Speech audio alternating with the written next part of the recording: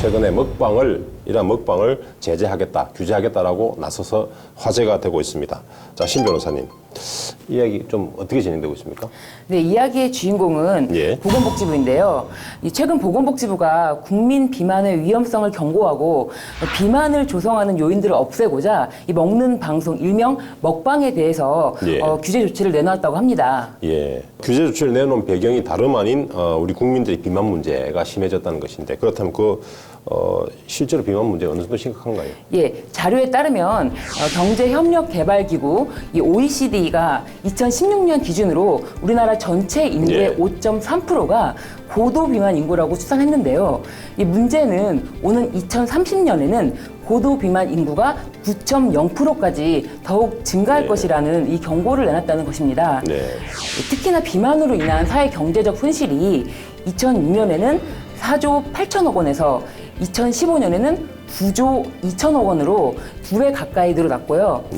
특히 남자 아동 청소년 비만율이 26%로 OECD 평균 25.6%보다 수치가 높아진 것도 문제로 지적되고 있습니다. 예, 우리나라 비만이 이제 조금 심해졌다라는 것은 충분히 알겠는데, 그렇다고 바로 먹방을 규제하는 것인가요?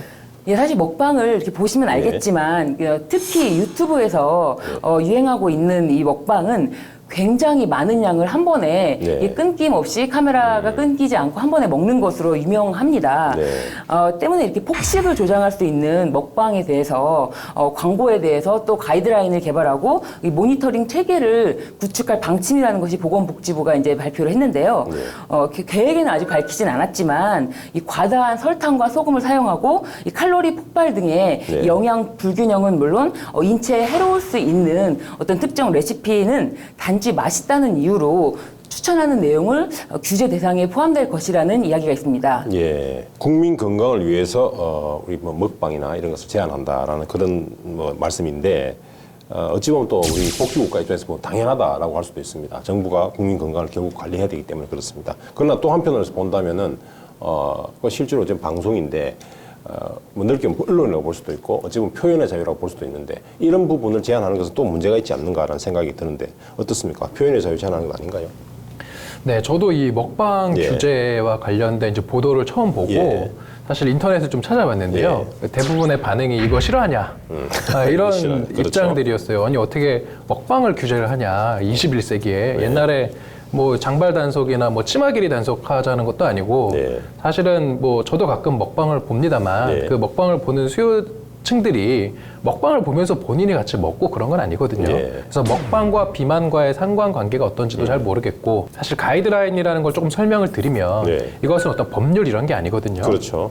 법률이나 어떤 시행령 등의 어떤 그런 법령에 대해서 그런 소관 부처가 앞으로 법 적용을 이런 식으로 할 테니 국민들은 좀 잘 참고를 하셔라.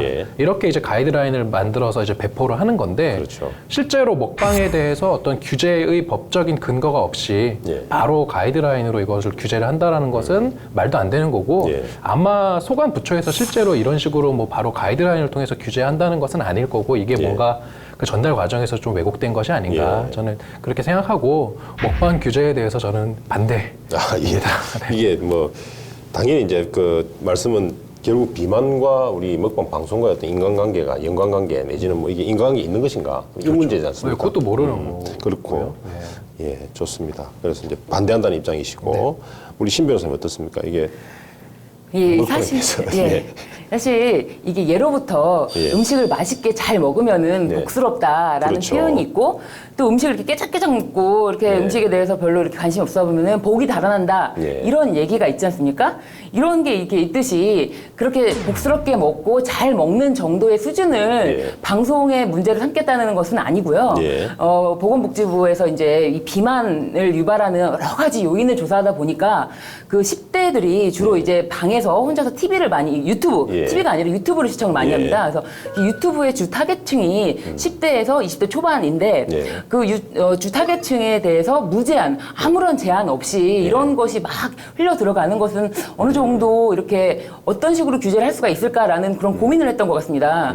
그렇다면은 이렇게 이제 규제를 할 것이다라는 어떤 보도 자료를 어떤 형식으로든지 간에 먼저 할 것이 아니라, 아까 말씀하신 것처럼 과연 이렇게 폭식으로 이것이 과연 조장될 수 있는지, 인과관계라든지 이런 거를 좀 더 연구를 해야 되는 문제가 사전에 좀 있었다던가 예. 아니면은 이런 방송, 최소한 이 유튜브도 방송이지 않습니까? 이 방송에 대한 규제를 할 거면은 방통위랑 사전에 협의를 한다던가 이런 게 전혀 없이 아무래도 배포되는, 국민에게 배포되는 보도 자료에 비록 뭐 세 줄이라고 하더라도 이런 문구를 가이드라인을 제시하겠다, 모니터링 체계를 구축하겠다 예. 이런 거를 조금 쓴 표현 자체는 예. 좀 위험하지 않았나. 좀 바로 직접적으로 어떤 근거도 없이 그렇게 하는 것은 좀 위험한 정도가 아닌가. 그래서 최소한 그런데 방통위랑 사전에 협의한다든지 해서 그런 것에 대해서 뭐 지나친 폭식은 비만을 유발할 수 있다라는 경고 문구 정도 제시는 예. 가능하지 않을까라고 생각합니다.